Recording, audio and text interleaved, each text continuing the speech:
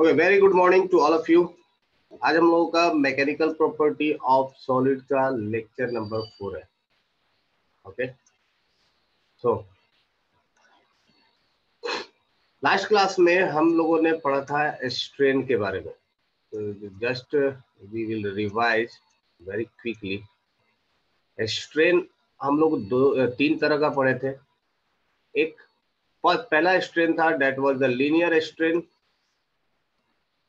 ठीक है, linear strain में क्या होता था कि फोर्स होता था वो किसी भी ऑब्जेक्ट के एक्सिस के अलोंग, लॉन्गिट्यूडिनल एक्सिस के अलोंग फोर्स लगता था।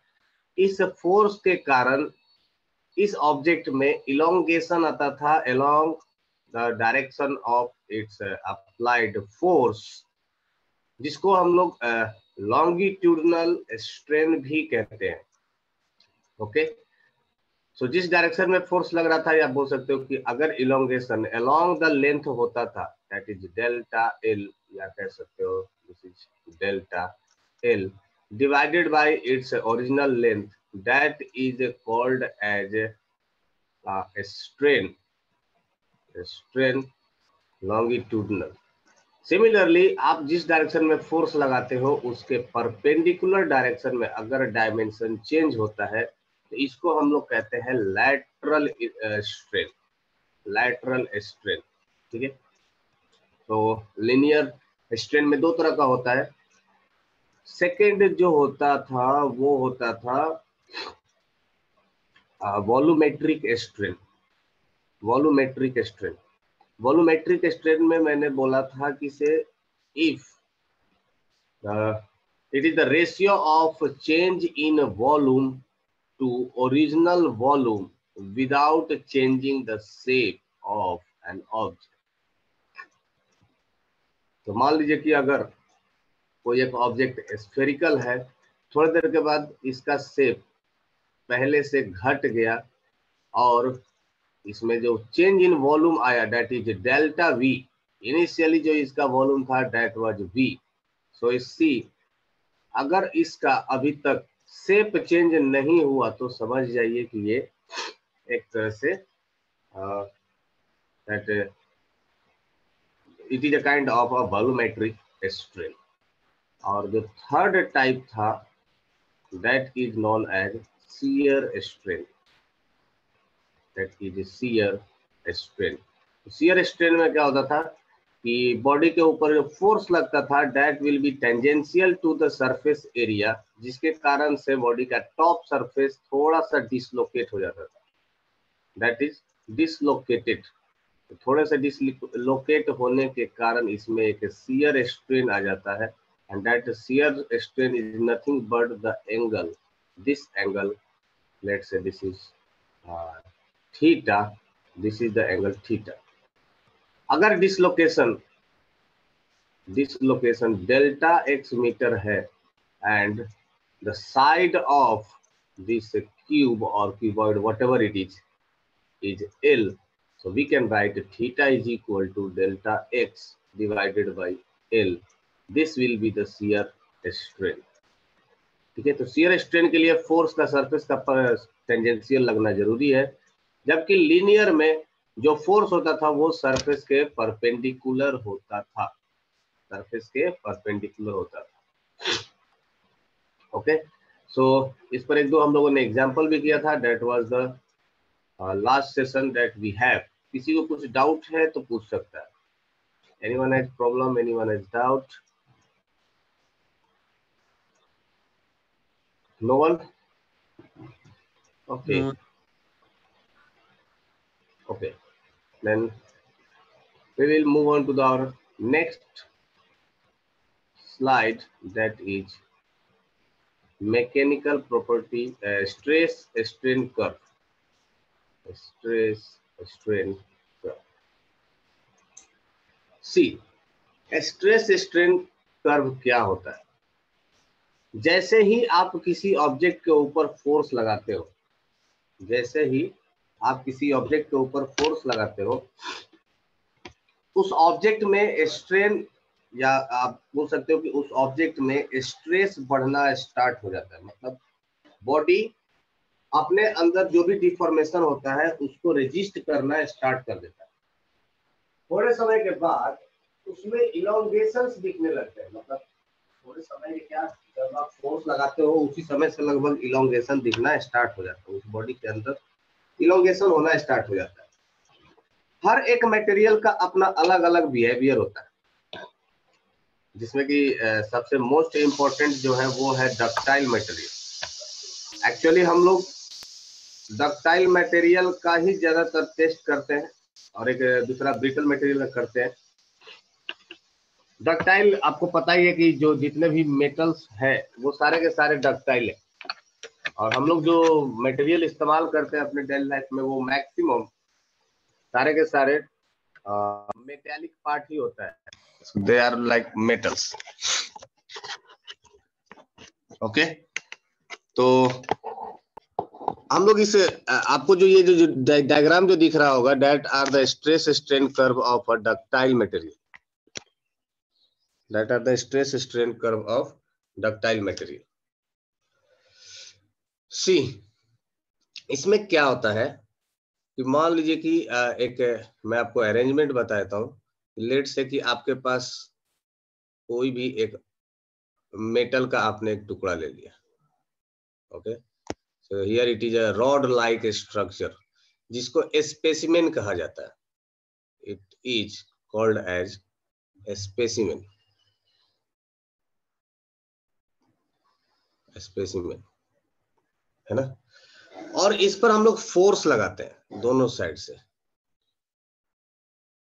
इधर से भी फोर्स लगाते हैं एंड इधर से भी फोर्स लगाते हैं।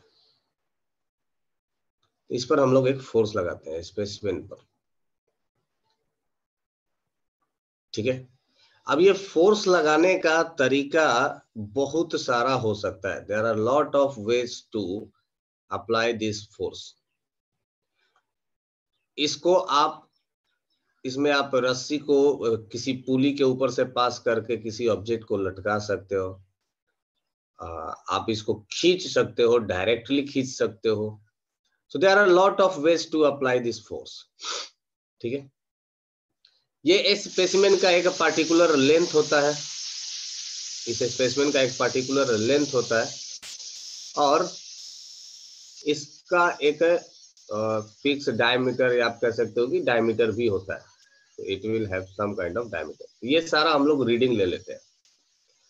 अब जैसे ही हम लोग फोर्स इस पर अप्लाई करते हैं, इसके अंदर ये लेंथ इंक्रीज करने लगता है, मतलब slowly it will get deformation, इसका लेंथ इंक्रीज करने लगेगा। Okay, so what we will do is just analyze its strain, इसके अंदर कितना स्ट्रेन प्रोड्यूस हुआ। we will find out that change in length, that is delta L. Okay, और ratio of change in length to original length, इससे अपने को मिल जाएगा कि इसमें एक्चुअल में स्ट्रेन कितना आया, कितना फोर्स पर इसमें कितना स्ट्रेन आया है।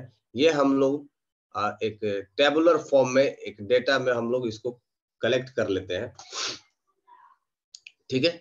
Now this force divided by this much area is called as stress. तो हम लोग स्ट्रेस भी ऐसा रीडिंग तैयार कर लेते हैं।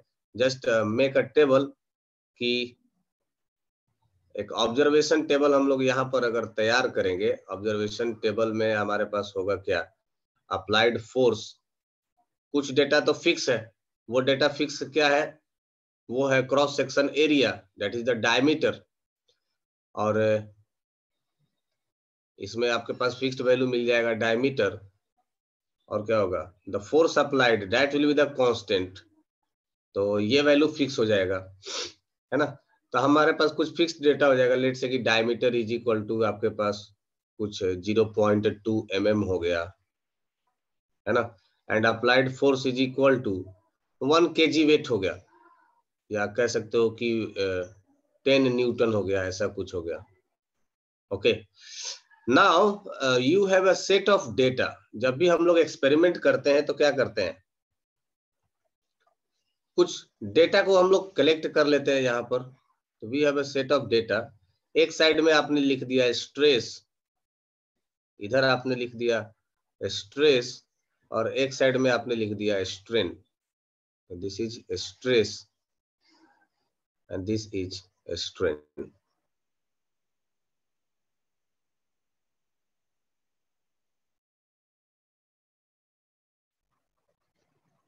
ओके, व्हाट हैपेंस कि जैसे जैसे आप इसमें आप चेक करते रहते हो कि जैसे जैसे आपका जो स्ट्रेन का वैल्यू है, जो स्ट्रेस का वैल्यू चेंज कब होगा? जब आपका फोर्स का वैल्यू चेंज होने लगेगा, है ना। एक फोर्स का वैल्यू, जैसे ही आपका फोर्स का वैल्यू इंक्रीज होगा, एक स्ट्रेस का वैल्यू आएगा, एक पार्टिकुलर स्ट्रेस पर आपको एक पार्टिकुलर स्ट्रेन का वैल्यू मिलेगा। You got it? एक पार्टिकुलर स्ट्रेस पर, जैसे मान लीजिए कि अगर यहाँ पर स्ट्रेस आ गया 2 न्यूटन पर मीटर स्क्वायर एग्जाम्पल के तौर पर, और स्ट्रेन आ गया लेट से कुछ इसका वैल्यू आ गया 0.5 अप्रोक्सीमेटली, है ना। फिर हमने फोर्स का वैल्यू इंक्रीज किया, और लेट से कि मेरा जो स्ट्रेस का वैल्यू आ गया, ये आ गया 4 न्यूटन पर मीटर स्क्वायर, और जो स्ट्रेन का वैल्यू आया ये आ गया 1। स्ट्रेन का कोई यूनिट नहीं आता है, तो ये हो गया 1, and so on. We took a lot of readings, यहाँ पर कम से कम 5 रीडिंग एक्सपेरिमेंट में लिया जाता है। तो ऐसा हम लोग 5 रीडिंग लेते हैं, सो डेट कि अपने को 5 पॉइंट्स मिल गया। तो that are the 1 2 3 4 and few more points in between. तो कम से कम 5-6 पॉइंट चाहिए, अपने को आइडिया लग जाता है कि ग्राफ का नेचर क्या होगा और ये ग्राफ बनेगा किस तरह के। ओके, नाउ इस डेटा को यूज करके हम लोग एक कर्व तैयार करते हैं, एक ग्राफ बनाते हैं, and that is famously known as stress strain curve. Okay, तो अगर आपको किसी भी मटेरियल को यूज करना है, व्हाट एवर इट इज, ये आयरन हो चाहे वो आ, ये किसी तरह का कोई भी मटेरियल हो, अगर अगर आपको उसको यूज करना है, तो सबसे पहले आप उस पर फोर्स और फोर्स अप्लाइड करिएगा, आप उसके ऊपर उसका स्ट्रेस स्ट्रेन कर्व बनाइएगा, फिर आपको आइडिया लगेगा कि whether we should use it or not, है ना। हम लोगों को इसको यूज करना चाहिए या नहीं करना चाहिए, ये अपने को स्ट्रेस स्ट्रेन कर्व बताएगा। ओके, चलिए अब हम लोग इसका बारी बारी से नामकरण कर देते हैं और फिर देखते हैं कि ये इन सारे पॉइंट्स का क्या मतलब है।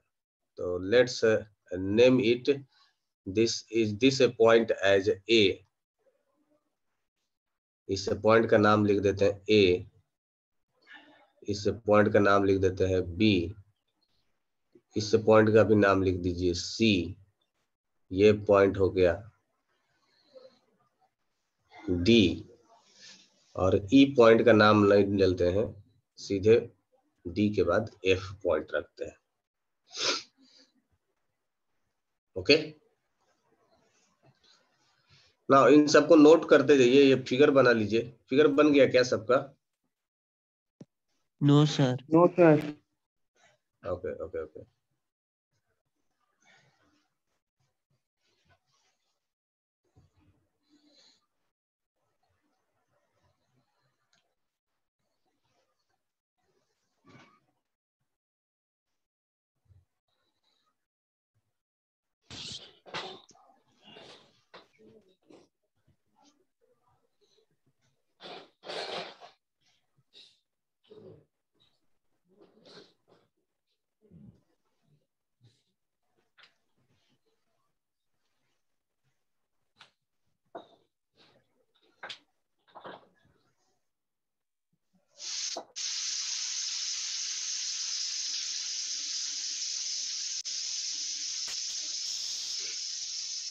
हो गया।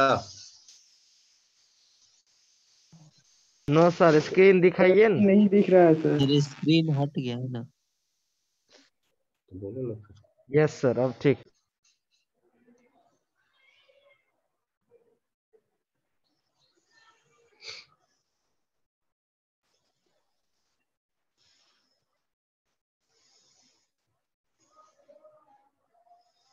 Okay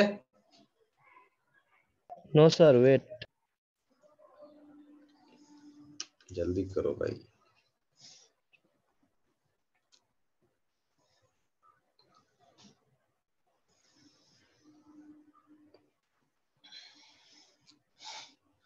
So this graph is stress versus strain. Remember that point. ये जो हम लोग ग्राफ ड्रॉ किए हैं इसमें y एक्सिस पर स्ट्रेस है और x एक्सिस पर स्ट्रेन है। ठीक है,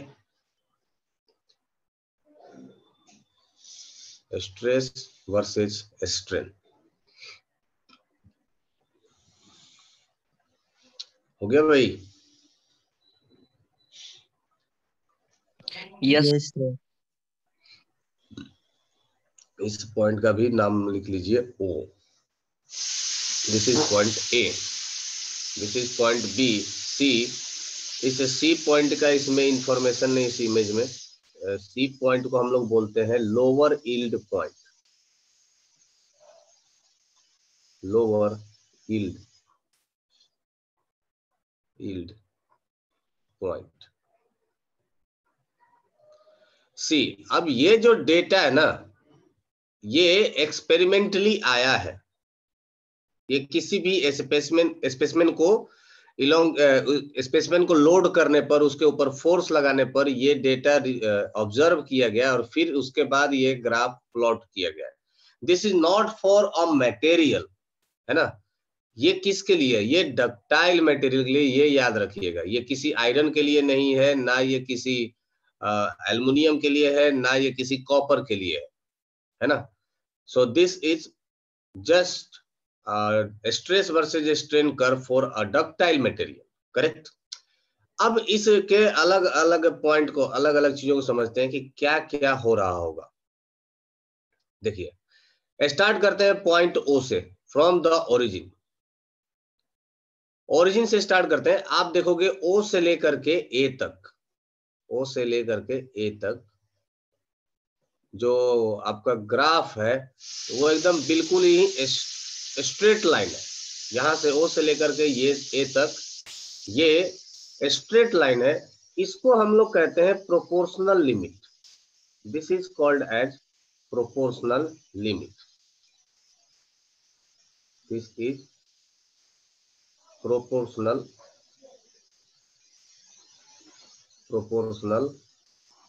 लिमिट। प्रोपोर्शनल लिमिट में जब ग्राफ ड्रॉ करते हो, है ना, ये जो स्ट्रेट लाइन आपको दिख रहा होगा, इसका मतलब क्या होगा कि within proportional limit stress is directly proportion to stress.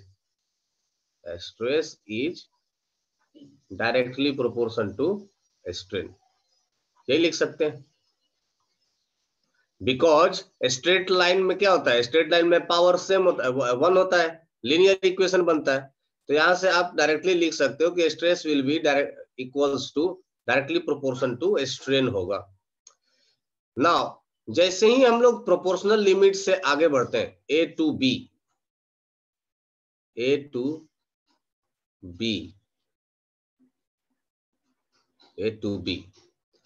अब आपके बॉडी के अंदर जो स्ट्रेन होता है वो स्ट्रेन ज्यादा होने लगता है, मतलब इलोंगेशन ज्यादा होने लगता है compare to increase in stress.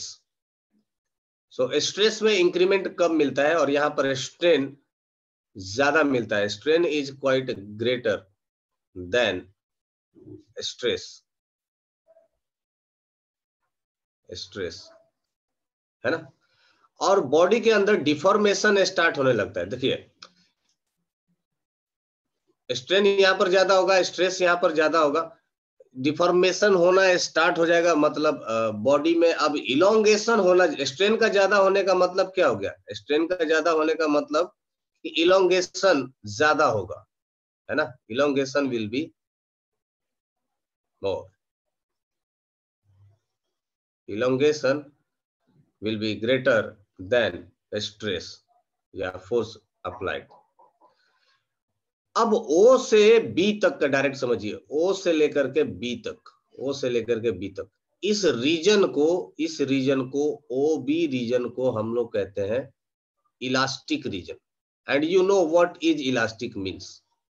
Anyone can explain what is elastic?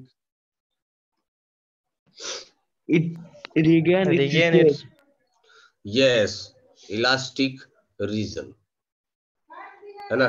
इसका मतलब ये हो गया कि O से लेकर के B तक इतना स्ट्रेन तक, ये पार्टिकुलर जो भी आपको स्ट्रेन दिख रहा होगा, इस पार्टिकुलर स्ट्रेन तक बॉडी के अंदर जितना भी इलोंगेशन होगा, फोर्स के रिमूवल पर, मतलब लोडिंग को हटाने पर बॉडी अपने शेप को रीगेन कर लेता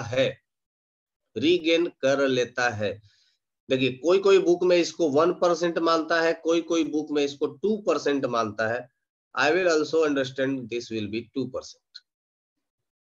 तो बॉडी के अंदर अगर इलोंगेशन मैक्सिमम 2% का है, 2% ऑफ इट्स लेंथ, तो समझ लीजिए कि वो अपने इलास्टिक रीजन में है। मतलब बॉडी के अंदर जो भी डिफॉर्मेशन होगा वो ये बॉडी अपने शेप को रीगेन कर लेगा। करेक्ट। जो बी पॉइंट है, B point is called as yield strength. Yield strength का मतलब ये हो गया, यील्डिंग का मतलब होता है कि अब आपके पास एक नया प्रोडक्ट बनना तैयार हो गया है, आप एक नए प्रोडक्ट की तरफ बढ़ चुके हो, दैट इज यील्डिंग, है ना। बायोलॉजी में यील्ड का मतलब आप लोग जानते होंगे, ये एक नया प्रोडक्ट का जन्म देता है, that yield a new product. So इसके बाद अगर आपने फर्दर स्ट्रेस बढ़ाया, you know, we can mark this line, अगर इसके बाद आपने फर्दर स्ट्रेस बढ़ाया, फर्दर स्ट्रेस बढ़ाने का मतलब क्या होगा कि आपने लोड बढ़ाया, फोर्स बढ़ाया।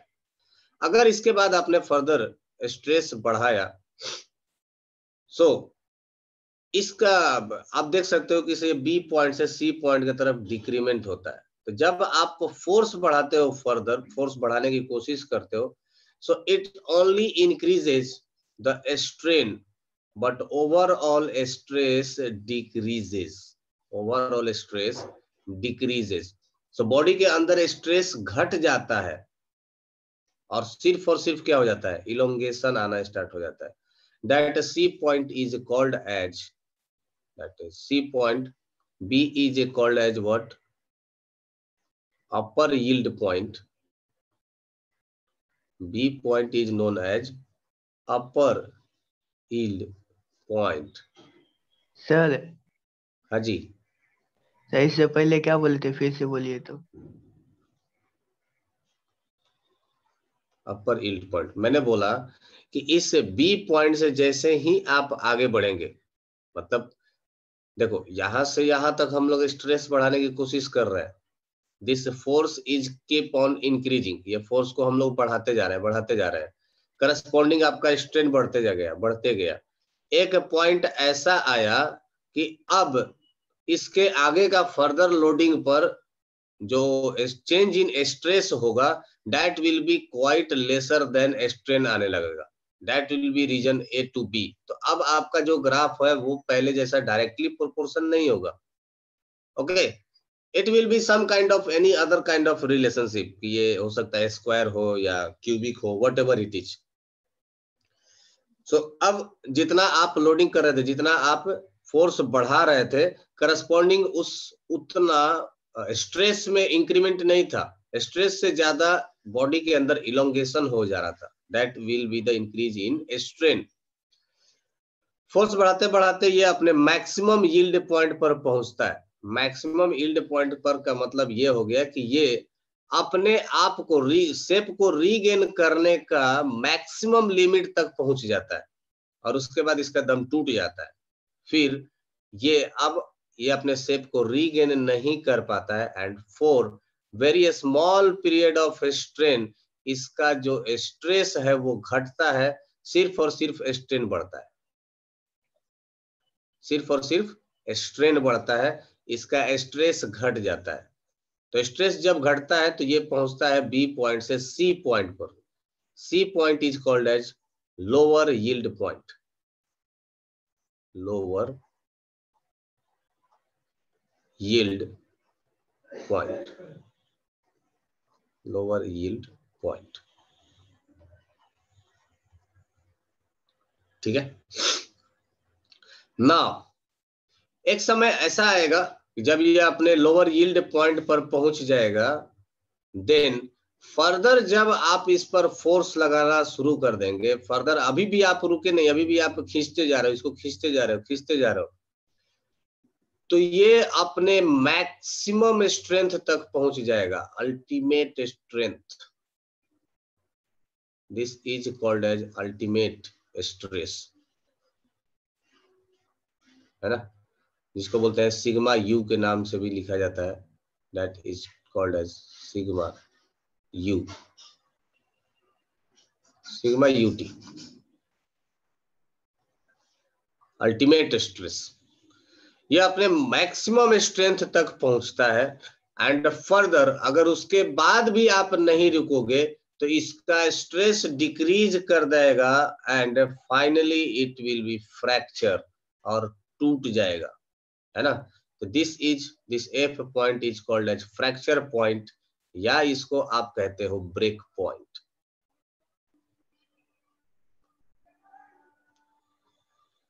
Break point.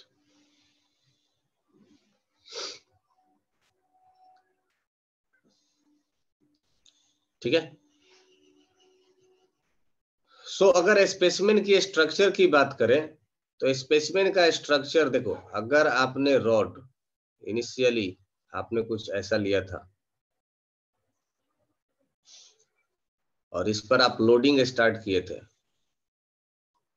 सो 0 से लेकर के बी तक, बी पोजीशन तक आपके पास जो फोर्स होगा, जितना आपने फोर्स लगाया उसके करस्पॉन्डिंग इसमें स्ट्रेस जनरेट होगा, that will be equals to the applied force divided by the area,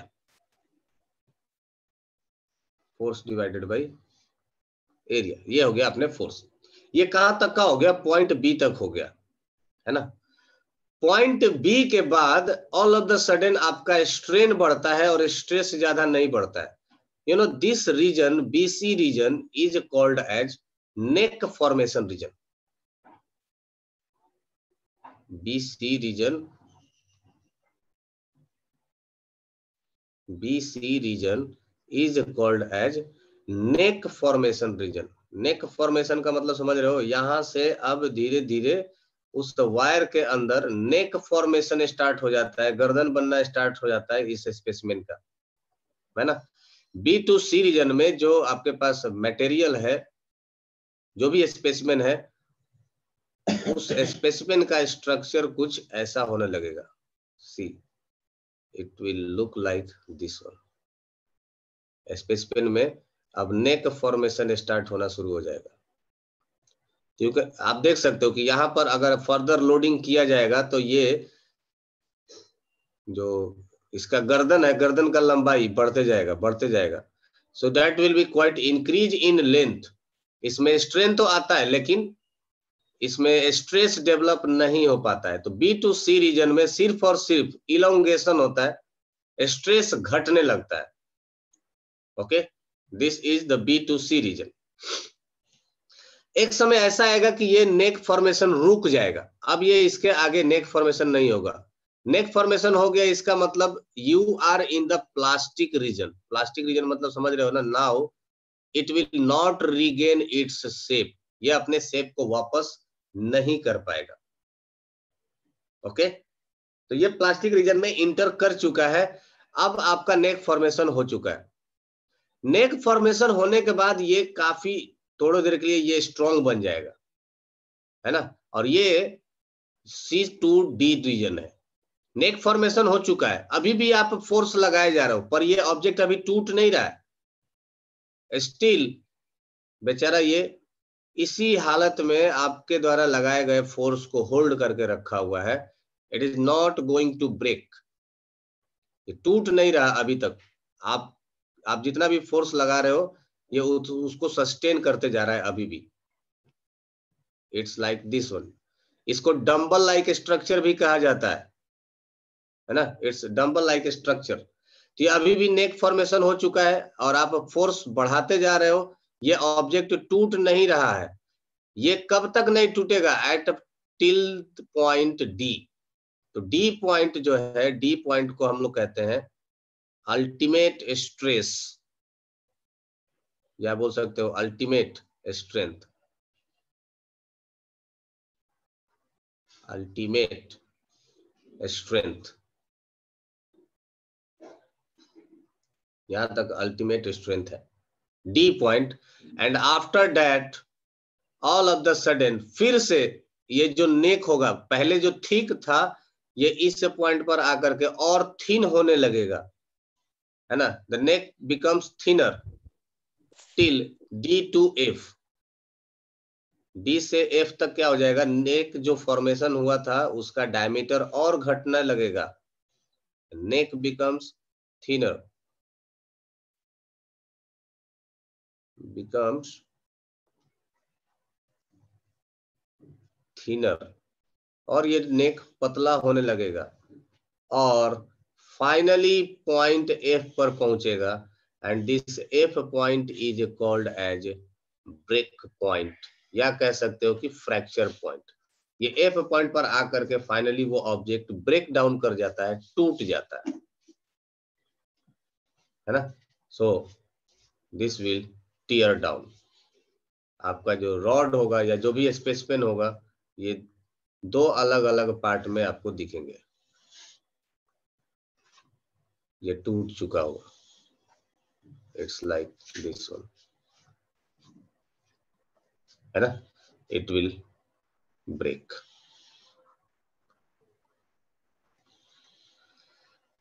बोलिए, ये पॉइंट आप लोगों को समझ में आया? ये ग्राफ समझ में आया?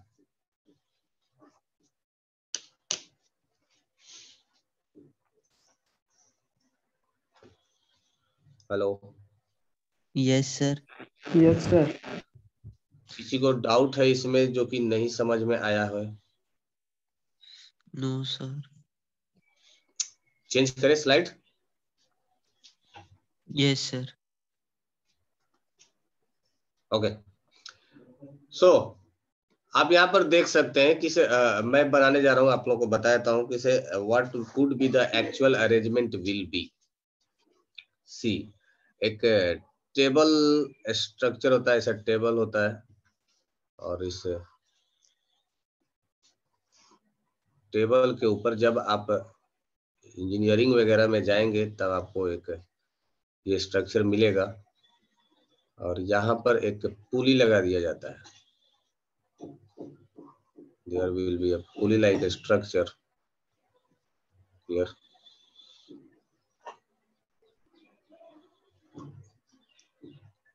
ये एक पुली होगा ऐसा,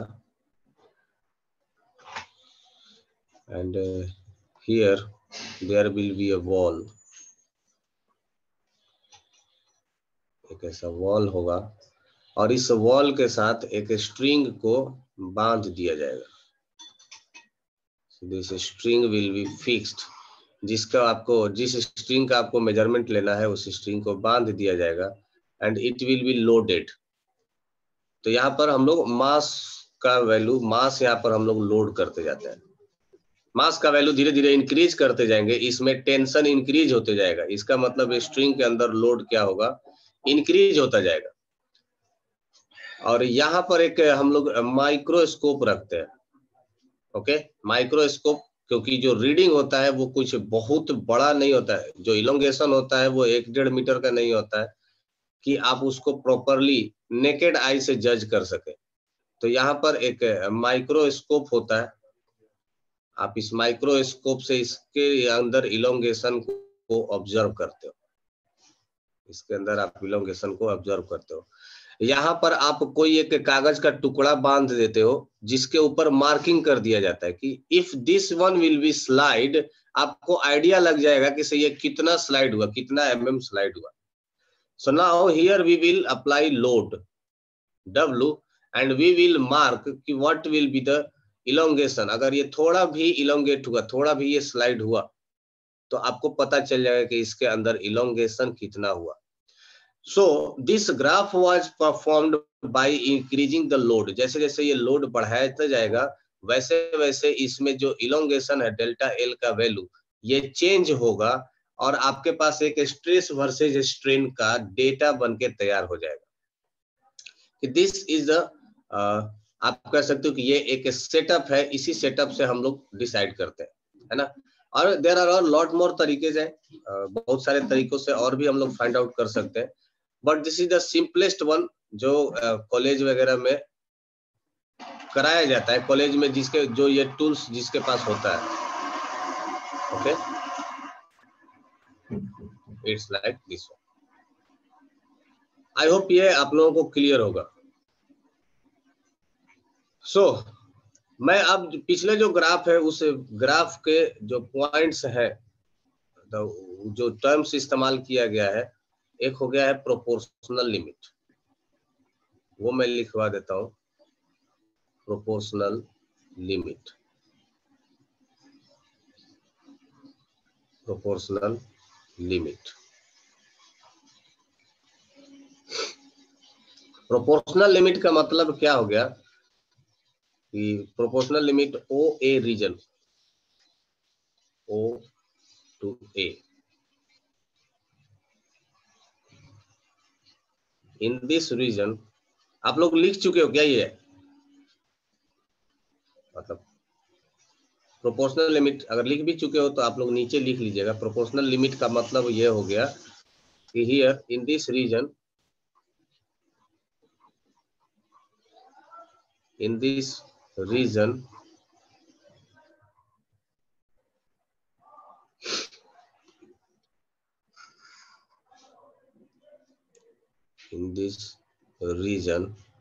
stress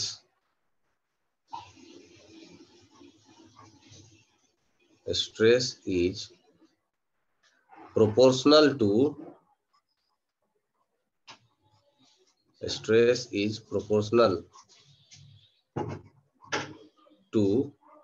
strain. Stress is proportional to strain. Okay, and this is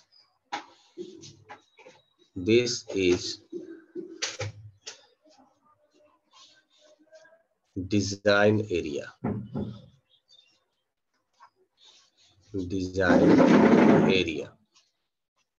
इसका मतलब क्या हो गया कि ये जो O to A रीजन है, कोई भी इंजीनियर चाहता है कि हम इसी रीजन में ही डिजाइन करें। आप इसी को हम लोग कहते हैं, देखिए आप इसको कहते हो मैक्सिमम अलाउएबल स्ट्रेस, मतलब किसी भी ऑब्जेक्ट के अंदर डिजाइन के समय जो मैक्सिमम अलाउएबल स्ट्रेस होता है वो टिल पॉइंट ए होता है। ए पॉइंट मतलब विद इन प्रोपोर्शनल लिमिट होना चाहिए। तो this is called as, this is design area. इसका मतलब कि आपको अगर कोई ऑब्जेक्ट को डिजाइन करना है तो उसमें जो मैक्सिमम आप स्ट्रेस को जो अलाउड करेंगे that will be till point A, है ना। तो आप यहां पर नीचे लिख भी सकते हो मैक्सिमम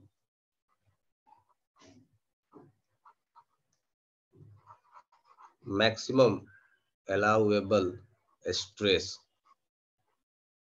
इसका मतलब ये हो गया,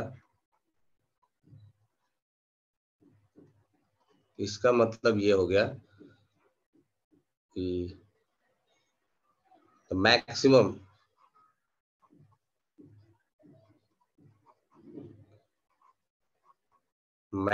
stress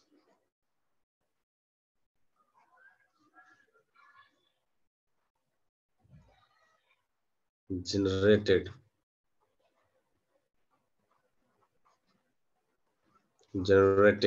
within proportional limit, proportional limit के में जितना मैक्सिमम स्ट्रेस प्रोड्यूस हो गया that is called as maximum allowable stress, proportional limit. Proportional limit. जैसे मान लीजिए कि आपको एक लिफ्ट बनाना है, आपको एक लिफ्ट ही तैयार करना है, तो लिफ्ट के अंदर अगर आपने जो रस्सी दिया है ना, उस रस्सी के अंदर एक टेंशन आएगा।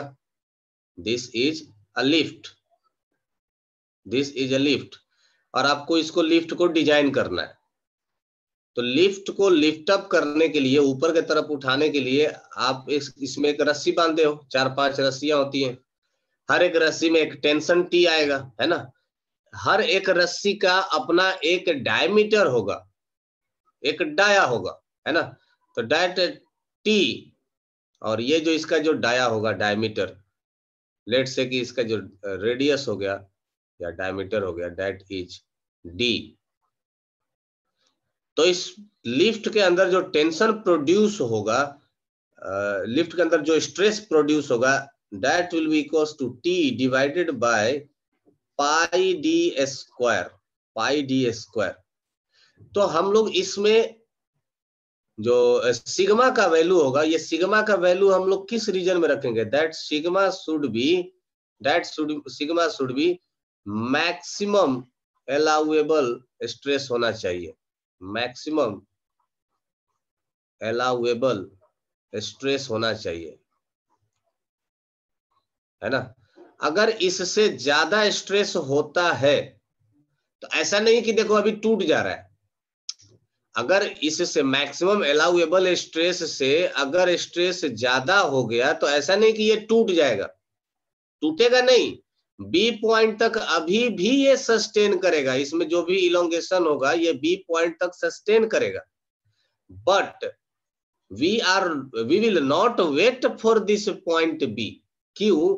क्योंकि यहां से यहां तक का जो स्ट्रेस है, इसको हम लोग कहते हैं factor of safety. This region is known as a factor of safety, FOS। जैसे अगर आपने लिफ्ट को डिजाइन किया, लिफ्ट के अंदर लिखा हुआ है कि से मैक्सिमम 6 पर्सन इज अलाउड, तो आप लोग बिहार के लोग या हम भारत के लोग कभी इस बात को मानने के लिए तैयार होंगे कि इस लिफ्ट में मात्र 6 आदमी ही जा सकते हैं? कभी ऐसा नहीं हो सकता है कि इसमें 7वां आदमी जाएगा ही जाएगा? Is it possible? है ना। बाइक डिजाइन किया जाता है 2 आदमी के लिए, तो क्या उस पर हमेशा 2 ही आदमी बैठ करके जाएंगे? No sir.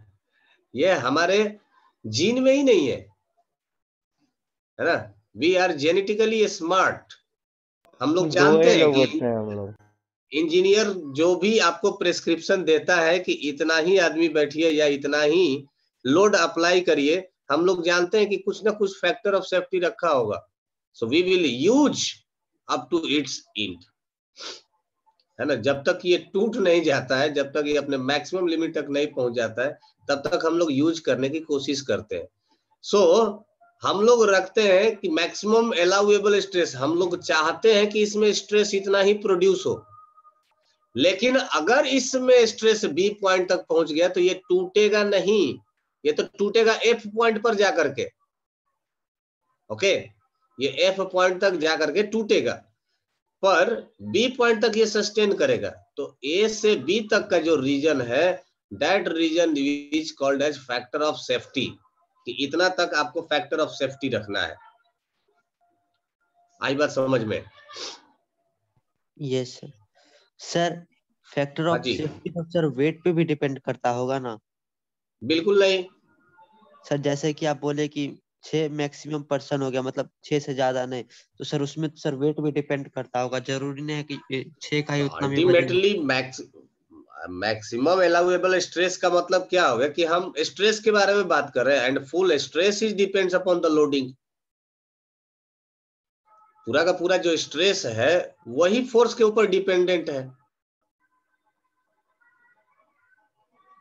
यस और नो? नहीं समझे हम।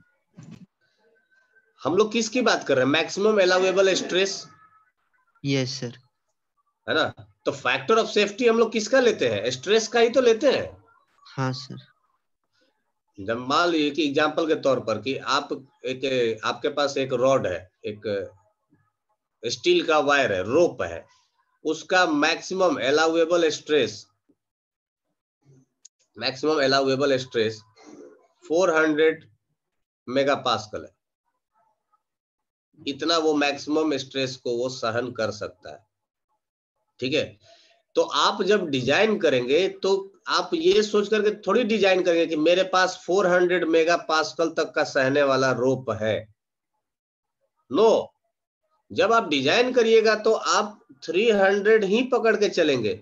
मेरे पास 300 मेगापास्कल का रोप है, क्योंकि ये बाकी का जो 100 है यही है आपका फैक्टर ऑफ सेफ्टी। आई बात समझ में? आप चाहेंगे कि आपके रोप में जो स्ट्रेस जनरेट हो रहा है वो 300 से ज्यादा ना हो, पर इसका मतलब ये नहीं है कि 320 हो गया तो वो रूप टूट जाना चाहिए या टूट जाएगा। इसका मतलब ये नहीं है। What do you want is कि हम सेफ रहना चाहते हैं, बस। 400 पर हमको पता नहीं, this is the maximum ultimate stress ना, हमें नहीं पता है कि 400 पर ये हो सकता है कि कभी टूट भी जाए कभी ना टूटे, थोड़ा भी मैन्युफैक्चरिंग डिफेक्ट होगा, क्योंकि हर बार हर एक एलिमेंट का, हर एक चीज का, स्पेसिमेन का टेस्टिंग तो आप करोगे नहीं। एक लॉट का टेस्टिंग होता है। लॉट का टेस्टिंग का मतलब कि अगर मान लीजिए कि 400 टन 1000 मेट्रिक टन स्टील का प्रोडक्शन हुआ, 1000 मेट्रिक टन आप वायर बनाए, तो उस पूरे लॉट में से 10-20 स्पेसिमेन काट लिया जाएगा। मान लीजिए कि 1-1 मीटर का या आधा-आधा मीटर का स्पेसिमेन काट करके निकाल लिए और उसका टेस्टिंग किए बाय दिस मेथड। आपने उसका टेस्टिंग किया तो उसमें जो भी स्ट्रेस जनरेट होगा, स्ट्रेस स्ट्रेन कर्व जनरेट होगा, उसका maximum, ultimate stress, allowable stress, ये सब कुछ आप फाइंड आउट कर लेते हो। ओके, और ये उसके प्रॉपर्टी में कैटलॉग बन करके जब आप दुकान पर के जाएंगे तो आपको कैटलॉग मिलेगा कि एक पार्टिकुलर स्टील का, एक रॉड का, जैसे घरों में जो छड़ लगता है, उस छड़ का स्ट्रेंथ कितना है। तो आप उसमें जा करके आप क्या चेक करते हो? What do you check? आप चेक करते हो कि इसका maximum allowable stress, tensile stress कितना है, कंप्रेसिव स्ट्रेस कितना है, शियर स्ट्रेस कितना है, वगैरह वगैरह वगैरह। ओके, तो आप जो इंजीनियर होता है वो डिजाइन करते समय इन सारे वैल्यूज को कैलकुलेट करता है, इसे एक्चुअल में इसमें लोड कितना पड़ने वाला है। मान लो कि आप एक क्रेन बनाने वाले हो, क्रेन मतलब समझ रहे हो ना, जो चीजों को लिफ्ट अप करता है, ऊपर की तरफ उठाता है। तो अगर वो किसी हैवी वेट को ऊपर की तरफ उठाएगा तो उस वेट के वजह से उसके रोप है, जो रोप है, उस रोप में कितना टेंशन जनरेट होगा, उस टेंशन की वजह से कितना सिग्मा जनरेट होगा, वो इस सिग्मा को कैलकुलेट करता है और फिर चेक करता है कैटलॉग से कि क्या ये 300 के रीजन में आ रहा है या 300 से ज्यादा के रीजन में आ रहा है। अगर 300 से ज्यादा के रीजन में आ रहा है, इसका मतलब आपने जो डायमीटर कंसीडर किया है रोप का, वो डायमीटर सही नहीं है, आपको थोड़ा और थिक वायर, मोटा वाला वायर चाहिए होगा। So that is the maximum allowable stress. ये वो एरिया है, ये वो स्ट्रेस है जहां तक हम लोगों को डिजाइन करने का परमिशन है। आप किसी चीज का डिजाइन कर सकते हैं, है ना। That is the elastic region. Elastic region का मतलब क्या हो गया? What do we mean by elastic reason?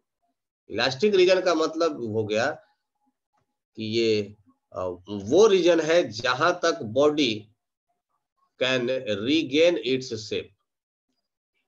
Next one is elastic region. This is the first one. First one is proportional limit. Second one is maximum allowable stress. This is the maximum stress generated within the proportional limit. या आप कह सकते हो कि this is the maximum stress till we can design a machine, या we can use a material. Third point is elastic region. Elastic region. Elastic region में क्या होगा? This is a region up to which a body can regain its shape. In this region,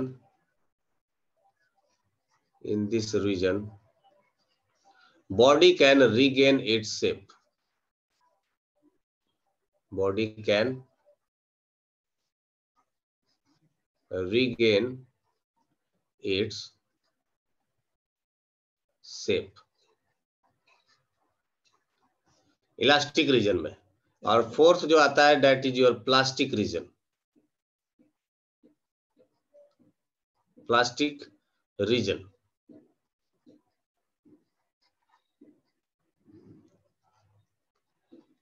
In this region,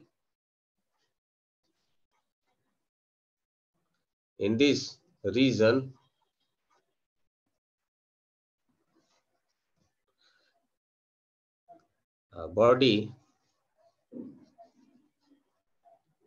starts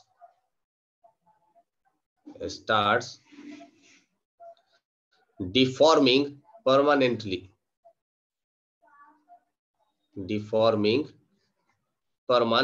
इस region में body permanently deform होना शुरू हो जाता है. Permanently deforming permanently. In which region? In plastic region. Okay. Now the fifth point is yield point. Yield point. Yield point का मतलब क्या हो गया?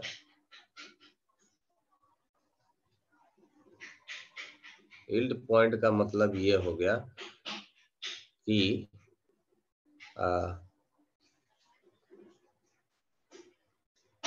the point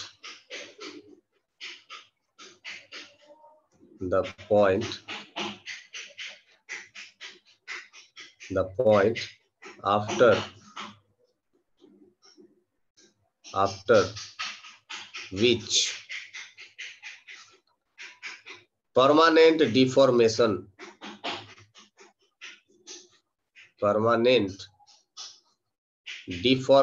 starts. Permanent deformation starts. Permanent deformation starts. ठीक है. 6.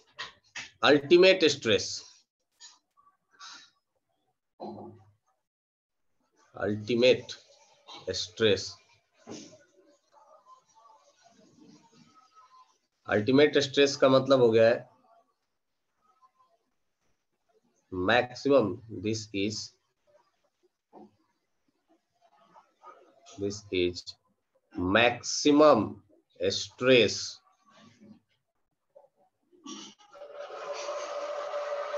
can sustained by a body, sustained by a material कह सकते हो. sustained by a material.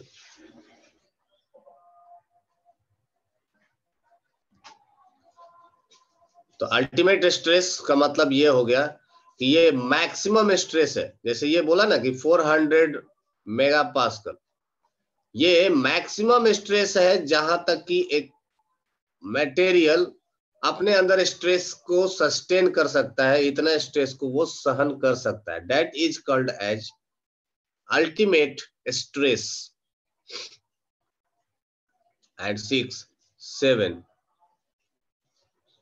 7 is called as fracture point or break point. Fracture point oblique break point.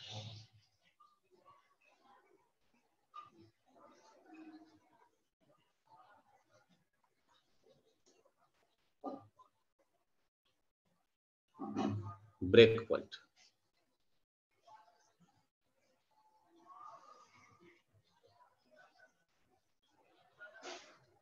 तो इस point पर क्या होगा?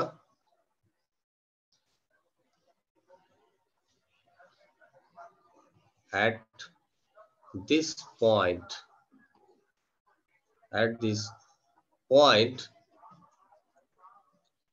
object will object will broke, जो object होगा वो टूट जाएगा, दैट विल ब्रोक। ओके, अच्छा एक बार इसको देख लीजिए। यहां पर अगर आप ग्राफ को देखेंगे, अगर आप यहां पर एक लाइन ड्रॉ करेंगे तो सी पॉइंट मतलब आप एफ पॉइंट से ऊपर, फ्रैक्चर पॉइंट से ऊपर स्ट्रेस दो बार आ रहा है, दो बार आ रहा है। जस्ट मार्क दोज पॉइंट्स कि इन दोनों का अलग अलग मतलब है, इन दोनों का अलग अलग मतलब है भाई। देखो ये जो पॉइंट है और ये जो पॉइंट है, ये पॉइंट अल्टीमेट स्ट्रेंथ के पहले आ गया है, ये अल्टीमेट स्ट्रेंथ पहुंचने के पहले आ गया है, और ये पॉइंट अल्टीमेट स्ट्रेंथ पहुंचने के बाद आया है। तो इसका मतलब ये नहीं है कि स्ट्रेस यहां से बढ़ाना आप स्टार्ट किए बढ़ते जा रहा है, जैसे ही इस पॉइंट पर पहुंचेगा ये जाकर के टूट जाएगा, ऐसा नहीं है। Once it will reach to ultimate strength, after that if you want to increase stress, now stress will not increase, stress will decrease and it will goes to the fracture point। मेरी बात समझ में आई कि एक बार ultimate strength पहुंच जाने के बाद अगर आप स्ट्रेस बढ़ाने की कोशिश करेंगे तो ये अब स्ट्रेस बढ़ेगा नहीं, इससे पॉइंट के बाद स्ट्रेस अब घटेगा। अल्दो आप चाहते हो कि स्ट्रेस बढ़े, पर स्ट्रेस अब बढ़ेगा नहीं, स्ट्रेस अब घटेगा and it will lead to the fracture, finally वो टूट जाएगा। So these are the points, important points. हाँ जी, अल्टीमेट स्ट्रेंथ बता दीजिएगा। अल्टीमेट स्ट्रेंथ का मतलब ये हो जाता है, अल्टीमेट स्ट्रेंथ का मतलब ये हो गया कि ये मैक्सिमम स्ट्रेंथ जहां तक जो सी हो क्या रहा होगा, इन सब के बीच में एक ही गेम है मॉलिक्यूल्स का, है ना। यहाँ पर स्ट्रेस स्ट्रेन जो कुछ भी आ रहा है ये सारे मॉलिक्यूलर अरेंजमेंट के वजह से है, ये सारे मॉलिक्यूलर अरेंजमेंट है, ठीक है। तो इधर तो आपको समझ में आ गया होगा। सी से डी तक के पॉइंट में क्या होता है कि जब नेक फॉर्मेशन होना स्टार्ट हो जाता है, your body is like its form a neck over there, ये ऐसा कुछ हो जाता है ना। तो जब नेक फॉर्मेशन हो जाता है तो जो मॉलिक्यूल्स होते हैं ये मैक्सिमम कंप्रेस्ड हो जाता है, या कह सकते हो कि अपने देखो बीच में जब ये कंप्रेस हो जाएगा तो इनके बीच का जो दूरी होगा ये काफी कम हो जाता है। दैट्स वाई इनके पास एक इंटर एटॉमिक फोर्स इंक्रीज हो जाता है, that is the depth one, है ना। जब आप बहुत ज्यादा डिटेल में पढ़ेंगे तब आपको पता चलेगा कि एक्चुअली इनके बीच में जो डिस्टेंस होगा वो कम हो जाता है, और डिस्टेंस कम होने की वजह से इंटरमोलिकुलर फोर्स बढ़ जाएगा। सो ये आप अब अगर उस पर स्ट्रेस बढ़ाने लगेंगे तो ये सस्टेन करना स्टार्ट हो जाएगा, मतलब ये डिफॉर्म नहीं करेगा। अब ये मेरी बात समझ में आ रही है, ये तब तक सस्टेन करेगा, उस समय ये अपने सबसे मैक्सिमम लिमिट तक स्ट्रेन को रोकता है, अपने अंदर टूटने को रोकता है। The maximum stress that can sustain by a material, किसी भी ऑब्जेक्ट के द्वारा मैक्सिमम कितना स्ट्रेन वो सह सकता है, दैट इज कॉल्ड एज। आप लोग घर पे, आपके घर पे अभी रोटी बन भी रहा होगा, सुबह सुबह का समय है, एक छोटे से आटा का लोइया लेना and just try to cook it. एक स्पेसमेन बनाइए, स्पेसमेन मतलब कुछ ऐसा रॉड लाइक स्ट्रक्चर बनाइए, ज्यादा बड़ा नहीं, छोटा सा ही, and just try to pull it. आप इसको खींचने की कोशिश करिए, you can see these effects, ये आपको दिखना स्टार्ट होगा, है ना। ये वाला रीजन आपको बहुत ज्यादा नहीं दिखेगा, पर ये यील्ड पॉइंट के बाद आपको दिखना स्टार्ट हो जाएगा कि जैसे ही ये नेक फॉर्मेशन स्टार्ट होगा, एक पर्टिकुलर समय तक नेक फॉर्मेशन बढ़ता जाएगा, बढ़ते जाएगा, बढ़ते जाएगा, बढ़ते जाएगा। दिस प्रोसेस विल एक मैक्सिमम लिमिट तक पहुंचेगा and after that it will break down, थोड़ी देर के बाद ये तुरंत टूट जाएगा, है ना। ये वो समय है जब आपके पास ये स्ट्रेंथ ये रहेगा और मैक्सिमम स्ट्रेस रहेगा। अल्टीमेट का मतलब ये हो गया कि the maximum stress that can be sustained by your body. किसी को और पूछना है इसमें? No no sir. जस्ट लिखने दीजिए ना, वहाँ आगे जाइए ना।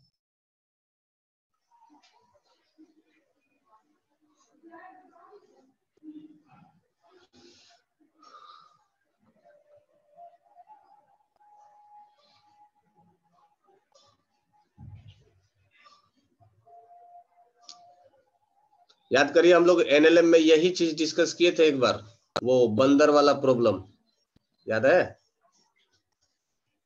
Yes sir. The maximum tension sustained by a rope is around 400 newton, कुछ इस तरह का एग्जांपल था, है ना? ये मैक्सिमम टेंशन क्या था? इस टेंशन पर जाते ही वो रस्सी क्या हो जाता था? टूट जाता था।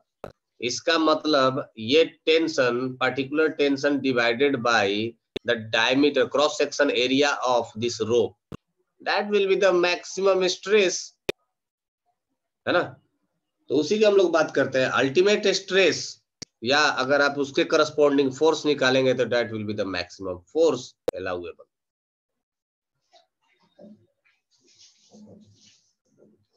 Is this okay? हो गया भाई? सर लिफ्ट वाले एग्जांपल में डी स्क्वायर क्या है? डी क्या है? D is the diameter of course, pi D square, तो डी क्या हो सकता है? मतलब रोप का डायमीटर। हाँ जी, आर स्क्वायर तो डी। अरे आर फॉर रेडियस होता है नालायक। हाँ तो आर स्क्वायर तो डी स्क्वायर कब से होने लगा? पाई डी स्क्वायर बाई 4 होगा। हाँ वही ना। हाँ तो कर लो 4। D is diameter, dia of rope, इस रोप का डाया है।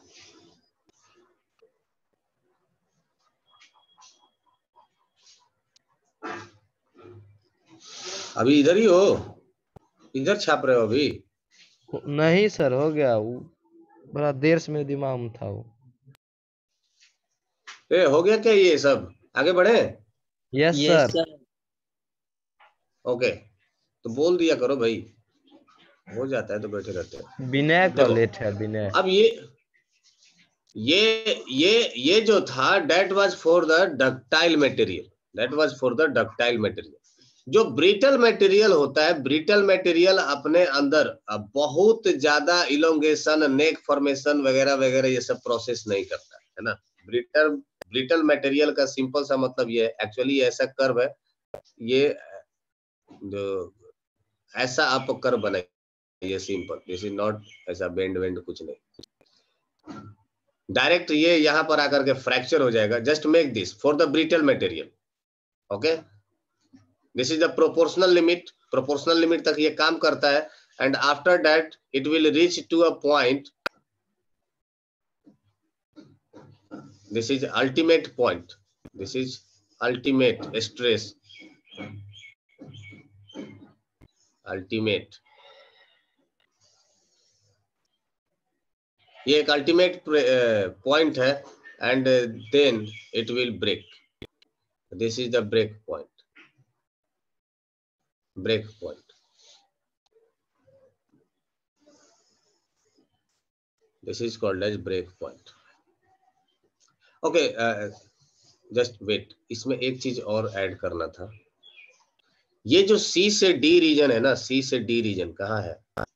नहीं लिखा है ना यहाँ पर, इसको बीच में ऐड कर लीजिएगा। सी टू डी रीजन, यहां से यहां तक को कहा जाता है स्ट्रेन हार्डनिंग।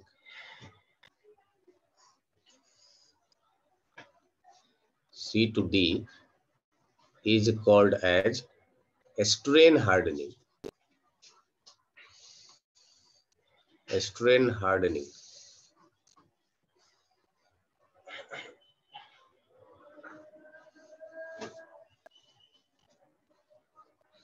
जैसे देखो ना कि रेलवे का जो पटरी होता है, माना जाता है कि सबसे बेस्ट लोहा होता है, या बहुत ही टफ होता है, वो जल्दी अपने अंदर डिफॉर्मेशन नहीं लाता है। तो ये उसी तरह का कुछ हार्डनिंग स्ट्रक्चर है। हार्डनिंग का मतलब ये हो गया कि अगर आप ये खींच दोगे, मतलब लोहे के अंदर इस रीजन में अगर आप स्ट्रेन लेकर के आ जाएंगे तो इसका देखिए कि प्रोपोर्शनल लिमिट जो होगा वो अब आपका इंक्रीज कर जाएगा। मतलब ये ज्यादा से ज्यादा स्ट्रेस, इसका अलाउएबल स्ट्रेस जो होगा वो क्या होगा, बढ़ जाएगा। Now it will not deform. मेरी बात समझ में आ रही है? ये अब इसके बाद डिफॉर्म नहीं करेगा, तो इसी को कहा जाता है स्ट्रेन हार्डनिंग। तो कई बार ऑब्जेक्ट को अगर आपको मजबूत बनाना है तो वो बनाने के बाद आप उसको खींच करके चेक कर लेते हो अब ठीक है कि नहीं। एक फाइनली आप उसको खींचने के बाद आप बोल देते हो कि yes now it's fine, ready to use. That is called as strain hardening region. Back to the point, brittle material का ये बना लीजिए, stress versus strain, it will goes straight and reach to the its maximum point, and after that after just this point it will break। ये बहुत बड़ा point नहीं है, ये तुरंत ब्रेक कर जाता है ना। ब्रिटल मटेरियल का जो स्ट्रक्चर होता है इट्स जस्ट लाइक ये ऐसा जाता है और ये ब्रेक, ज्यादा बेंड नहीं होता है, बस ये इधर ही ब्रेक हो जाएगा। This is ultimate point and this is break point. Okay, now this is the new term. Brittle और डक्टाइल तो जानते होंगे। इलास्टोमर, इलास्टोमर कहते हैं किसको, रबर को, है ना। जो हमारे घरों में जो रबर वगैरह होता है उसको हम लोग इलास्टोमर्स कहते हैं। ये उसके लिए है, स्ट्रेस वर्सेस स्ट्रेन। इसमें कोई प्रोपोर्शनल लिमिट नहीं होता है ना, इसमें कोई प्रोपोर्शनल लिमिट नहीं होता है। It's like a curve like this one. Okay,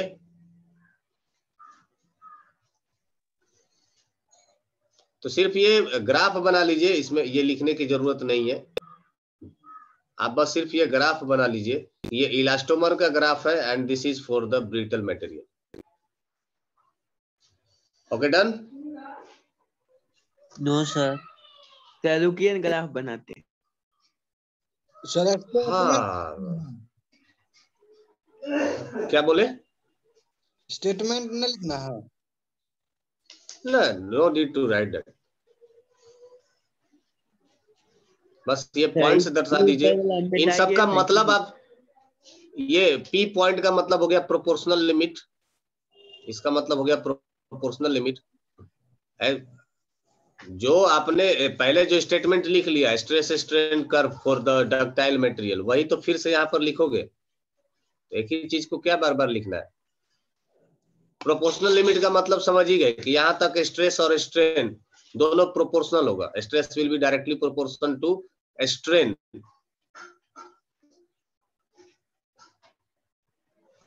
okay sir, ये ग्राफ पर डबल लाइनिंग किए हटाइए तब ने कैसे बनाए लिख।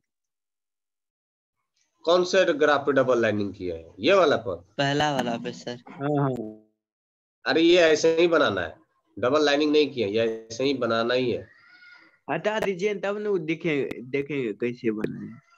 हटा देंगे तो ये शेप का नहीं दिखेगा ना, वो दूसरे शेप का है। मतलब ये वाला बनाओ ना, ये वाला स्ट्रक्चर बनाना है, ये वाला स्ट्रक्चर। मतलब जो सर बताए हैं वही बनाना है, उसको छोड़ कुछ नहीं बनाना। हाँ, जो मैं लिख रहा हूँ वो बनाओ, वो वाला छोड़ दो। ब्रेक पॉइंट, अल्टीमेट, वो मैं जानबूझ के बनाया हूँ उसको मिटाने के लिए। प्रोपोर्शन, ये प्रोपोर्शनल है। This is stress sigma and this is strain. हो गया ये? जल्दी करो, नेक्स्ट क्लास भी है तुम लोगों का। Yes sir. सर हो गया। सर इलास्टोमर्स मैंने की बोले थे?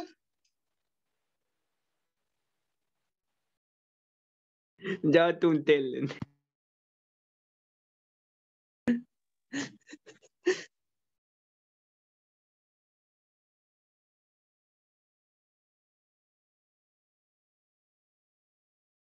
सर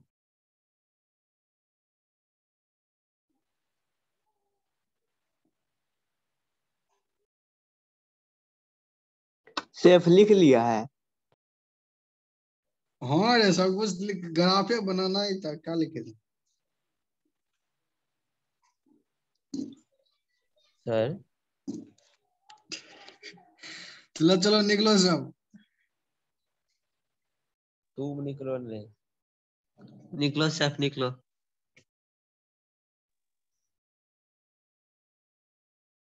सेफ नहीं निकलेगा तो हम निकाल देंगे। भगा दो ना, ऐसे नहीं जाएगा। प्रसन्नता मुंह हटा पर। क्या हुआ?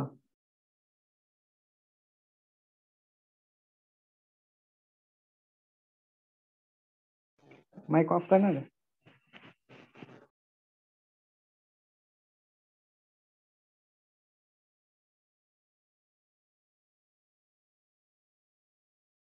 ये मिस्टर प्रशांत, क्या हुआ?